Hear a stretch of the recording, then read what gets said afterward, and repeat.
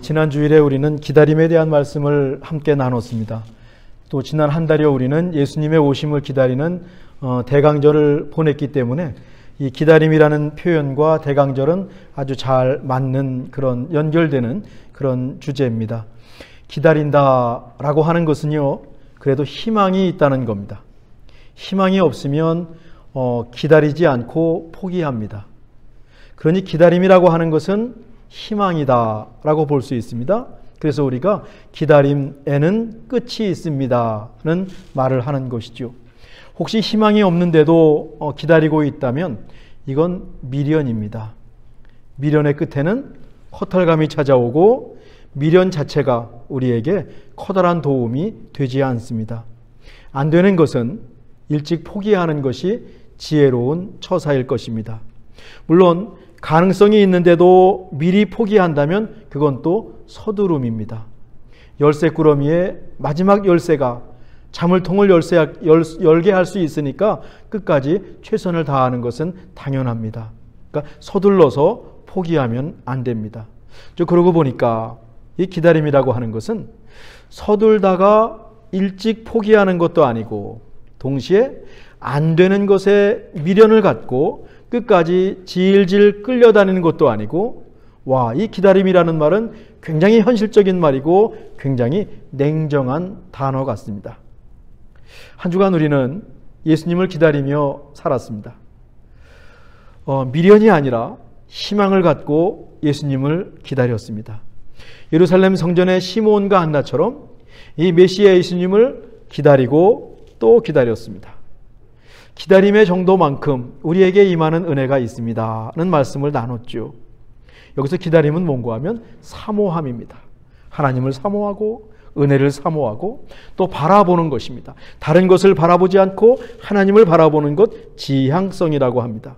간절함입니다. 대충대충 그냥 하는 것이 아니라 정말 마음과 뜻과 힘을 다해서 간절하게 예수님을 기다리고 또 예수님이 오실 것과 예수님이 오시면 우리에게 어떤 은혜를 주실지를 확신하고 있는, 그러니까 이 기다림은 정말 희망의 기다림이요 확신의 기다림입니다. 저는 한 주간 지내면서 지난 설교 시간에 언급했던 그 54만 명의 고독 은둔 청년들이 계속 제 마음에 걸렸습니다. 성탄절이 되고 연말이 되고 새해가 되는 것이 이런 분들에게 무슨 소용이 있겠습니까? 남들에게 즐거운 시간이 이분들께는 더 힘든 날이 될 것 같았습니다. 성탄절이 없으면 차라리 좋겠다고 생각할 수도 있을 것 같아요. 그만큼 외롭고 힘들 것 같습니다. 어디나 계신 우리 하나님께서 어떤 방식으로든지 이분들 한 분 한 분을 찾아가시기를 일주일 동안 기도했습니다. 또 우리 교회 안에서 외로우신 분들은 없을까 하는 생각도 해봤습니다. 아침에 읽은 잠언 말씀처럼 가까운 이웃이 먼 형제보다 낫다라고 했습니다. 우리 모두 미국에서 외롭게 삽니다. 참 외롭습니다. 타향살이가 다 그렇습니다. 우리에게 정말 형제보다 나은 이웃이 된다면, 우리 참비 식구들이 서로에게 형제보다 나은 이웃이 된다면 얼마나 좋을까. 로마서 12장에서 배운 대로 사랑하기를 먼저 하면서 함께 한번 노력해 보십시다. 우리가 읽은 이사야서 9장의 배경은 아시리아라는 제국이 이스라엘을 괴롭히던 때입니다. 이사야 선지자가 그때 활동했습니다. 이미 북이스라엘은 아시리아에 무너졌습니다. 그러더니 이 아시리아 제국의 군대가 지금 남유다를 향해서 밀고 내려오고 있는 겁니다. 9장 1절에서 그 상황을 엿볼 수가 있는데 제가 읽죠. 전에 고통받던 자들에게는 흑암이 없으리로다. 옛적에는 여호와께서 스불론 땅과 납달리 땅이 멸시를 당하게 하셨더니 후에는 해변길과 요단 저쪽 이방의 갈릴리를 영화롭게 하셨느니라. 칠흑과 같은 고통 가운데 있었습니다. 빛이 없었습니다. 왜냐하면 이 스불론과 납달리 땅은 북쪽 지역이거든요. 우리가 수요예배 때 열왕기상을 지금 배워가죠. 아마 다 배우시면 이런 말씀들이 잘 꿰어 맞춰지실 겁니다. 스불론과 납달리 북쪽 지역인데 거긴 이미 아시리아 군대가 쳐들어와서 다 무너졌습니다. 실제로 아시리아에 의해서 이 북이스라엘이 무너져 버렸습니다. 이 군대가 점점 더 예루살렘을 향해서 지금 내려오고 있는 겁니다. 저 지도책 보십시오. 저 큰 그 땅이 전부 아시리아라고 하는 제국의 땅입니다. 우리 전쟁을 경험하신 권사님들은 군대가 밀려오는 것이 얼마나 무서운 일인지 실감하실 것 같습니다. 지금도 전쟁 중인 지역들이 있습니다. 거기에 군대가 쳐들어옵니다. 폭격이 시작됩니다. 속보가 뜬다면 가슴이 철렁거릴 겁니다. 오늘 본문의 상황이 바로 그런 상황입니다. 그때 선지자를 통해서 희망의 말씀이 선포된 것이지요. 스불론과 납달리는 멸망했지만 요단강 넘어 갈릴리 지역을 영화롭게 하실 것이다 라고 하는 약속의 말씀입니다. 갈릴리라고 하는 말이 나옵니다. 훗날 메시아 예수님께서 활동하시던 곳이 갈릴리지요. 메시아를 보내주실 것을 미리 암시하는 희망의 말씀처럼 들리는 것은 저에게만 그럴까요? 어떤 면에서 성경은 이렇게 저렇게 서로 연결되어 있습니다. 2절은 우리 함께 읽어보실까요? 2절입니다. 흑암에 행하던 백성이 큰 빛을 보고 사망의 그늘진 땅에 거주하던 자에게 빛이 비치도다. 흑암과 빛이 대조를 이루고 있습니다. 백성들이 흑암 가운데 살았습니다. 절망입니다. 기다림의 끝이 있을까 전혀 알 수 없는 상황이었습니다. 한치 앞을 바라볼 수 없는 어둠이었습니다. 흑암이라고 하지요. 사망의 그늘진 땅이라고 했으니까 상황이 얼마나 절박한지 우리는 알 수 있습니다. 거기에 큰 빛이 비쳤습니다. 빛이 비추면 어두움은 힘을 못 씁니다. 정말 작은 빛이라도 빛만 비추면 어두움은 순식간에 사라지게 되어 있습니다. 빛의 위력이죠. 그것도 큰 빛이 비쳤습니다. 깜깜한 어둠이 빛을 이길 수 없습니다. 밝은 세상이 되었습니다. 우리가 대강절 기간 동안에 우리 마음속에 촛불을 하나씩 켜면서 지난 것과 또 연결이 되지 않습니까? 이제 3, 4절은 계속해서 전쟁 상황을 묘사합니다. 예전에는 아시리아와 같은 제국이 쳐들어와서 가진 것들을 다 빼앗아 갔습니다. 아니, 이스라엘 백성들이 보는 앞에서 탈취물을 나눴습니다. 이스라엘 백성들이 보는 앞에서 가족들을 끌고 갔습니다. 사람들을 끌고 갔습니다. 그것을 지켜보는 마음이 오죽했겠습니까? 사실 이 말씀은 우리와 상관이 없는 말씀처럼 보이는데 요즘 전쟁이 계속되고 있는 것을 생각하면 이 말씀을 묵상하면서 이게 남의 얘기가 아니라 그들의 얘기가 아니라 또 우리의 얘기처럼 들려왔습니다. 정말 총에 맞아 죽는, 또 희생당하는, 끌려가는, 탈취물을 나누는 이 사람들의 마음이 오죽하겠습니까? 지금도 그런 사람들이 있다라고 생각을 하니까 정말 예수님이 필요했습니다. 하나님께서 자기 백성을 구원하시고 창대하게 해주실 날이 올 것이다 라는 겁니다. 상황이 역전될 것이다 는 말씀입니다. 탈취물을 나누는 것과 같은 기쁨이 이스라엘에게 임했습니다. 하나님께서 예전의 억울함을 통쾌하게 그대로 갚아주셨습니다. 예전의 슬픔과 안타까움이 즐거움과 기쁨으로 바뀌었습니다. 하나님께서 주시는 승리요 회복이었습니다. 기뻐하며 하나님을 찬양합니다. 그들이 주 앞에서 즐거워합니다. 이 기쁨이, 이 역전의 기쁨이 지금 전쟁으로 인해서 어려움을 당하고 있는 온 세상 사람들에게 그대로 임하기를, 이 성탄절에 임하기를 간절히 원합니다. 4절입니다. 이는 그들이 무겁게 맨 멍에와 그들의 어깨의 채찍과 그 압제자의 막대기를 주께서 꺾으시되 미디안의 날과 같이 하셨음이니이다. 미디안의 날이라고 했는데 이건 사사 기드온이 활동하던 사사 시대를 가리킬 것입니다. 이스라엘이 하나님 앞에서 죄를 범하니까 미디안이 쳐들어와서 백성들의 어깨에다가 멍에를 메우고 채찍으로 때리면서 이스라엘 백성들을 핍박하던 때가 있었습니다.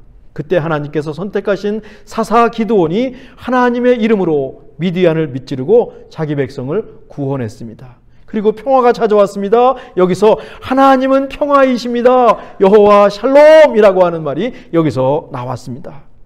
무겁게 맨 멍에와 채찍으로 어깨를 내리치는 막대기를 하나님께서 꺾어 버리셨습니다.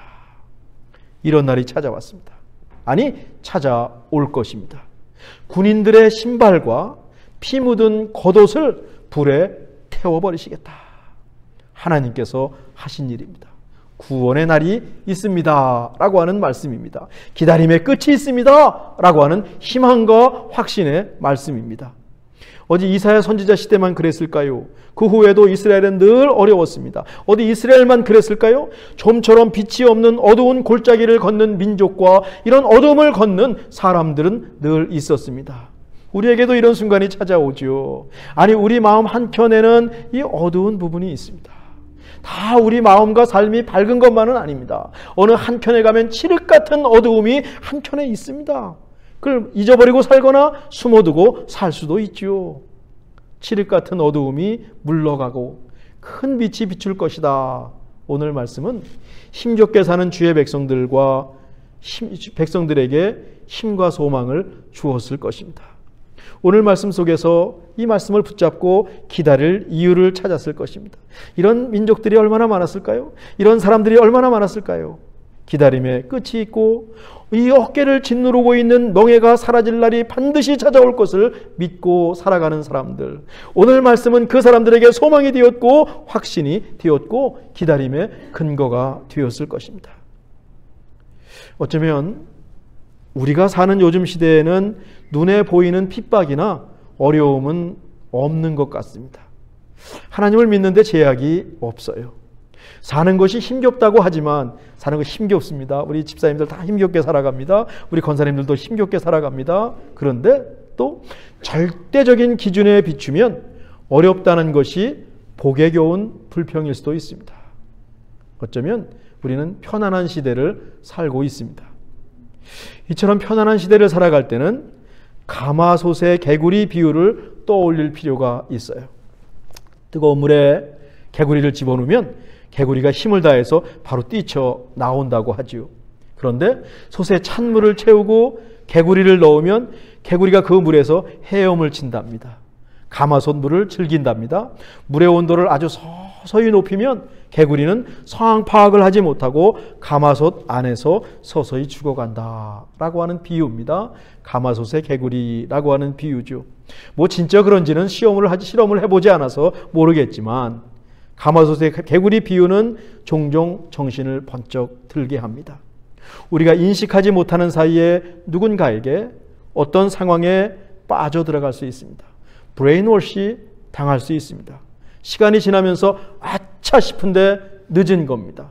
시간이 지나면서 아차 싶은데 또 이게 너무 편안한 겁니다. 빠져나오지 못합니다. 중독이라고 하지요. 제가 중독자 모임을 하는 목사님이 있는데 중독 가운데서 가장 어려운 것은 도박이라고 합니다. 그 말을 듣고 이게 중독이라는 게 얼마나 무서운지를 실감할 수 있었어요.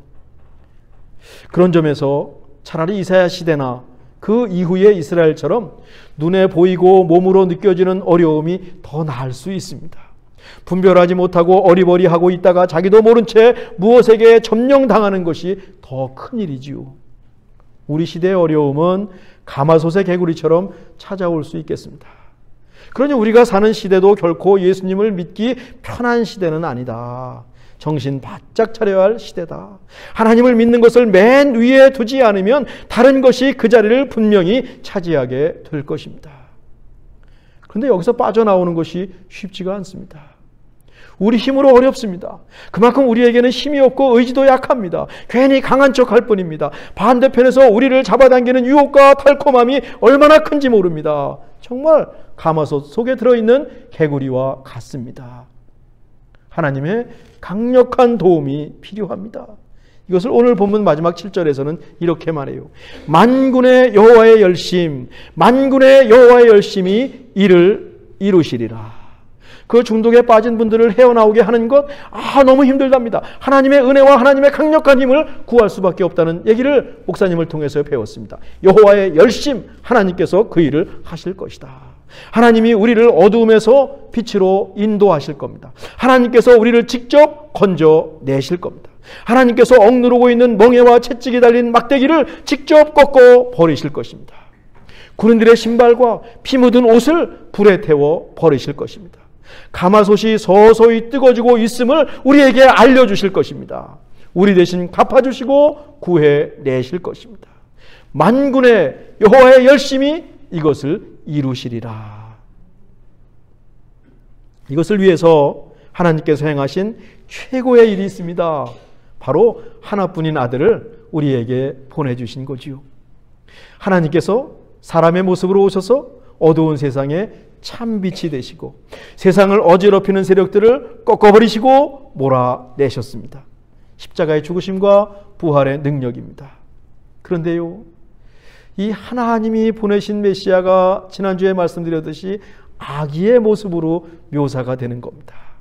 강력한 슈퍼맨이나 기골이 장대한 장군이 아닌 겁니다. 연약한 아기입니다. 이것이 신앙의 신비이자 신앙의 역설이에요. 6절입니다. 이는 한 아기가 우리에게 낳고 한 아들을 우리에게 주신 바 되었는데 그의 어깨에는 정사를 메었고 그의 이름은 기묘자라 모사라 전능하신 하나님이라 영존하시는 아버지라 평강의 왕이라 할 것임이라. 각 단어 하나하나를 설명할 시간이 없어서 아쉬운데 한 아기가 태어날 것이다 는 것을 예고했습니다. 이사야 7장 14절에서는 이 아기의 이름을 임마누엘, 하나님이 너희와 함께 하실 것이다 라고 했습니다.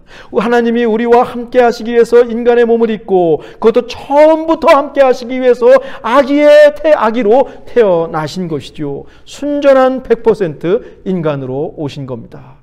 그 어깨에 정사를 메었습니다.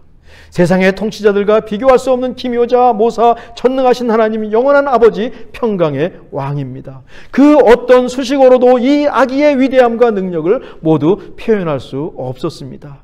어둠을 물리치는데 필요한 능력을 모두 갖추신 분입니다. 이분이 세상에 오셨습니다. 우리가 지금 그 예수님을 예배하고 있습니다. 감사의 예배, 기다림의 끝이 있음을 확신하는 예배가 되기를 바랍니다. 시몬과 안나가 드린 그 간절한 예배가 되기를, 간절한 찬양이 되기를 간절히 바랍니다. 겉으로 보면 연약하기 짝이 없는 아기, 그 예수님을 경배하고 예수님을 예배하는 것은 그 아기 예수님 속에서 전능하신 하나님을 우리가 보기 때문입니다. 이게 믿음입니다. 아기 예수님에게서 장차 십자가에 죽으시고 사흘 만에 부활하실 우리 주 예수 그리스도를 보기 때문입니다. 아기 예수님이 우리에게 승리를 주시고 생명을 주심을 믿기 때문입니다. 그래서 예수님으로 인해서 기뻐하고 우리가 즐거워합니다. 감사의 찬송을 예수님께 드리고 감사의 예배를 드립니다. 아기 예수님 속에서 전능하신 하나님을 찾아내고 그 하나님을 믿기 원합니다. 하나님을 믿는 것이 그 어떤 것보다 귀하고 그것이 길이요 진리요 생명임을 우리 모두 함께 고백하고 또 고백하기를 간절히 원합니다. 아기 예수님, 인간의 몸을 입고 오신 예수님, 세상을 구원할 우리 주 예수 그리스도를 이 시간 바라보면서 정말 감격하면서 기뻐하면서 우리 예수님을 예배하고 경축하기 원합니다. 성탄절은 이런 날입니다. 혹시라도 아기 예수님이 시시하고 또 아기 예수님인데 이 시대에, 이 과학 문명 시대에 소홀히 여긴다면, 결은 달라도 가마솥에서 죽어가는 개구리처럼 우리의 영이 혹시 시들고 죽어가는 것은 아닐까 점검해 봤으면 좋겠습니다. 끔찍한 이야기죠. 정신을 바짝 차리고 예수님을 믿어야 할 때임을 기억합시다. 진짜 그리스도인이 되기로 마음먹고 우리 함께 그 길을 걸어갑시다. 기도하겠습니다. 하나님, 그 아들 예수님을 우리에게 주셔서 감사합니다. 길이요 진리요 생명이신 예수님이 우리 가운데 계시는데도 세상에 정신이 팔려서 예수님을 알아보지 못하는 잘못을 범하지 않게 하옵소서. 어두움에서 빛으로 우리 어깨의 명예와 괴롭히는 막대기를 꺾어버리실 예수님을 믿고 그 예수님을 위해 살고 예수님의 은혜를 실제로 누리게 하옵소서. 우리 늘 연약할 수밖에 없습니다. 하나님, 하나님의 열심히 이 모든 것을 이루시리라. 이루어 주옵소서. 예수님의 이름으로 기도하옵나이다. 아멘.